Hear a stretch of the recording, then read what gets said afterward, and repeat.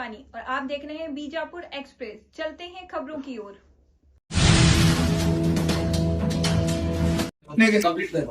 ಬಸನಗೌಡ ಪಾಟೀಲ್ ಯತ್ನಾಳ್ ಅವರು ಸದನದಲ್ಲಿ ಚರ್ಚೆ ಮಾಡಿ ನೀವು ಅವ್ರನ್ನ ತೆಗೆದು ಹಾಕ್ಬೇಕು ಅವರು ಈ ಸಜೆಷನ್ಗೆ ನಾವು ಸ್ವಾಗತಿಸ್ತೀವಿ. ಒಂದು ವೇಳೆ ಒಬ್ಬ ಕ್ರಿಮಿನಲ್ ಆರೋಪಿ ಭಾಗಿಯಾದ ವ್ಯಕ್ತಿಗೆ ಸರ್ಕಾರಿ ಹುದ್ದೆಯಿಂದ ತೆಗೆದುಹಾಕುವುದು ಕಾನೂನಾತ್ಮಕ ಇದೆ ಅಂತಂದ್ರೆ ಆ ಮಾತಿಗೆ ನಾನು ಸ್ವಾಗತಿಸ್ತೇನೆ. ಫಸ್ಟ್ ಈ ರಾಷ್ಟ್ರದ ಪ್ರಧಾನ ಮಂತ್ರಿ ರಾಜೀನಾಮಾ ನೀಡಬೇಕು ಅಥವಾ ಅವ್ರಿಗೆ ಕಿತ್ತೊಗಿಬೇಕು.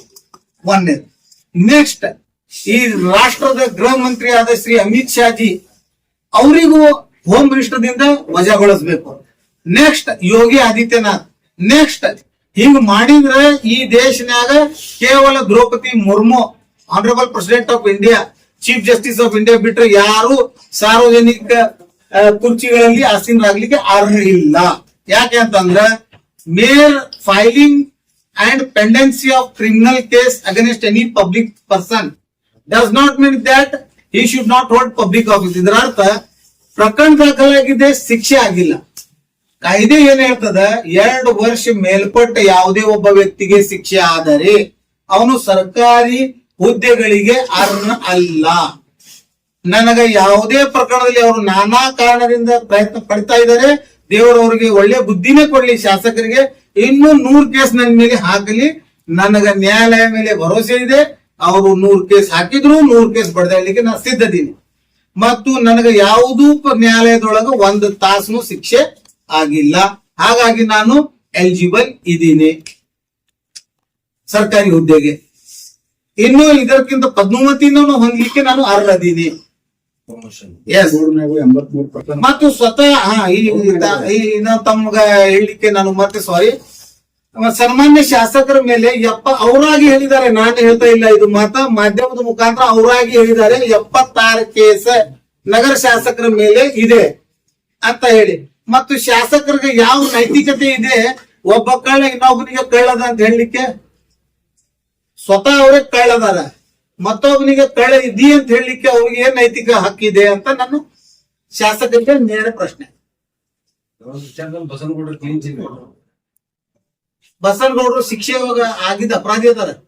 ವಿಜಯ ಸಂಕೇಶ್ವರ್ ಕೇಸ್ ನಲ್ಲಿ ಅವ್ರಿಗೆ 6 ತಿಂಗಳ ಶಿಕ್ಷೆ ಆಗ್ಯದ ಧಾರವಾಡ JFC ಕೋರ್ಟ್ ನಲ್ಲಿ.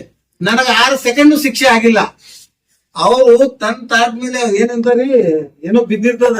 ಬಸನಗೌಡರು ಇಷ್ಟೆಲ್ಲ ಕೇಸ್ ಇದ್ರು ನೀವು ಸ್ಪೀಕರ್ಗಾಗ್ಲಿ ನ್ಯಾಯಾಲಯಕ್ಕಾಗ್ಲಿ ಇಂತರ ಮೇಲೆ ಕೇಸ್ ಹಾಕಿ ಅವರು ಈ ತರ ಇದ್ದಾರೆ. ಶಾಸಕ ಸ್ಥಾನದಿಂದ ಅವ್ರನ್ನ ಇಳಿಸೋ ಪ್ರಯತ್ನ 2 ಸಲ ಆಗೇನಿ ಸರ್. ಆದ ಬಳಿಕ ಏನಾಗ್ಯದ್ರ ಜನಸಾಮಾನ್ಯರ ಕೋರ್ಟ್ ನೊಳಗೆ ಎಲ್ಲ ಸ್ಟೇ ಅದಾವ. ಮತ್ತೆ ಇನ್ನೊಂದ್ ಯಾವ್ದೇ ತಡೆ ಇದ್ನೊಳಗೆ ಮುಂದುವರ್ಸಕ್ ಬರಂಗಿಲ್ಲ. ನಾಯಿ ನಮ್ಗೆ ಕಡದ್ರ ನಾವ್ ನಾಯಿ ಕಡಿಬೇಕಾ? ಯತ್ನಾಳ್ ಬಸನಗೌಡರು ನನ್ನ ಮೇಲೆ ಹೇಗೆ ಸಾಧಿಸ್ತಾ ಇದಾರಂತ ನಾ ಅವ್ರ ಮೇಲೆ ಸಾಧಿಸ್ಬೇಕಾ? ಲಿಮಿಟ್ ಅವ್ರದ್ದು ಗತಿ, ಅವರು ಗತ್ ಅಷ್ಟೇ ಅದಂತ ನಾವು ತಿಳ್ಕೊಂಡ್ಬಿಟ್ಟಿವಿ. ಅವ್ರಿಗೆ ಮತ್ತೆ ಈಗ ನಾವು ಅವ್ರ ಬಗ್ಗೆ ಚರ್ಚೆ ಮಾಡ್ಲಿಕ್ಕೆ ಬಿಟ್ಟಿವಿ. ಸುಮ್ನೆ ನೀವು ನಮ್ಗೆ ಕೆಣಕಾಗತ್ತೀರಿ. ದಯಮಾಡಿ ಯತ್ನಾಳ್ ಬಸನಗೌಡರ ಹೆಸರೇ ತೆಗಿಯಾಕ ಹೋಗ್ಬೇಡ್ರಿ. ಮುಗಿತಾ? ಧನ್ಯವಾದ. Constitutional validity question is involved. So high court ಆದೇಶವನ್ನು ಸುಪ್ರೀಂ ಕೋರ್ಟ್ ಅನ್ನು ತಡೆ ಹಿಡಿದಿದೆ ಅಂತಂದ್ರೆ there is a substance in my case. ಹಾಗಾಗಿ ಇದು ಬಹು ಇಂಪಾರ್ಟೆಂಟ್ ಇದೆ. ಯಾಕಂದ್ರೆ ಪ್ರತಿಯೊಬ್ಬ ದೇಶದ ನಾಗರಿಕರಿಗೆ ದಿನನಿತ್ಯ ಬೇಕಾಗಿರುವ ಮೌಲ್ಯ ಮತ್ತು ಮೂಲಭೂತ ಹಕ್ಕುಗಳ ಬಗ್ಗೆ ಇದು ಸುಪ್ರೀಂ ಕೋರ್ಟ್ ನಲ್ಲಿ ಪ್ರಕರಣ ನಡೆದಿದೆ. ಹಾಗಾಗಿ ತಾವು ಮಾಧ್ಯಮದವರು ಇದನ್ನು ವೈಡ್ ಪಬ್ಲಿಸಿಟಿ ಮಾಡಿ ಇದು ಸಾರ್ವಜನಿಕರಿಗೆ ತಲುಪುವಂಗ್ ಮಾಡ್ಬೇಕಂತ ನಂದು ವಿನಂತಿ. ಈಗ ಮಾನ್ಯ ಪೊಲೀಸ್ ಅಧೀಕ್ಷಕ ವಿಜಯಪುರ ಅವರಿಗೆ ನಾವು ಈಗಾಗಲೇ ಅರ್ಜಿಯನ್ನು ಸಲ್ಲಿಸಿದೀವಿ.